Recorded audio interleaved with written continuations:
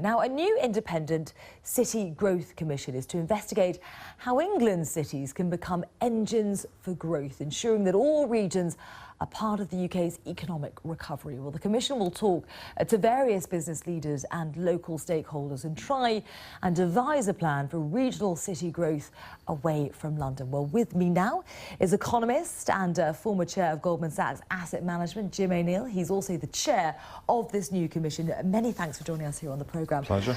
So talk me through it. How best can major cities across the UK drive growth? Well, we'll find out. I guess the motive for us to do this is partly because some of the other most successful economies in the world, Germany here in Europe, seemingly swimming through this crisis, China, where everyone focuses on these days, there's two countries that have a lot of cities sharing in growth. UK, for seemingly decades, probably most of my lifetime, is increasingly being dominated by London and the southeast. And so if you put that against the background of the theories of what drive growth, it's basically about the number of people and how productive they can be. We want to explore ways in which we can do things to help some of these other urban areas of Britain become more important. Not, I emphasise, to take away from anything that's going on with London, because London's such a fantastic global place, but to see if other places can become more of an engine themselves and perhaps also be a bit less correlated, so that next time there's a bit of a shock, the whole country doesn't come falling apart as we saw in 2008. So that in essence is the prime focus of what we're trying to do. To spread the wealth, to spread the opportunity. So talk me through the practical steps. What will you, as chair of this new commission, be suggesting?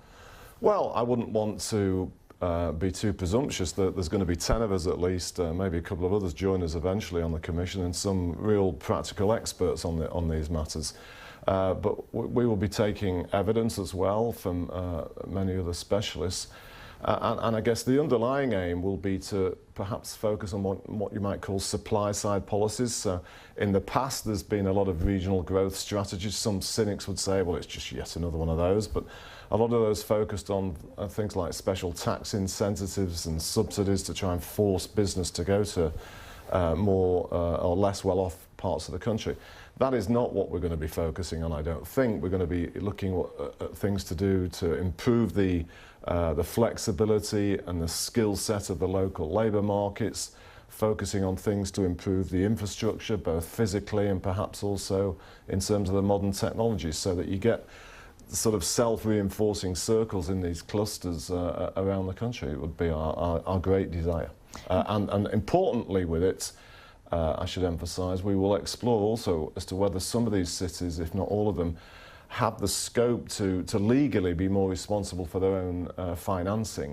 One could argue that another dilemma we have here in the UK is that central government effectively determines the financial situation of these regions, and we're going to explore ways as to whether that can be looked at differently perhaps going forward. So we're talking about financial devolution here in a sense? We're certainly going to be looking at that, yes. So the resurrection of local authority financing markets, for example, something which used to exist but has become dormant in the UK.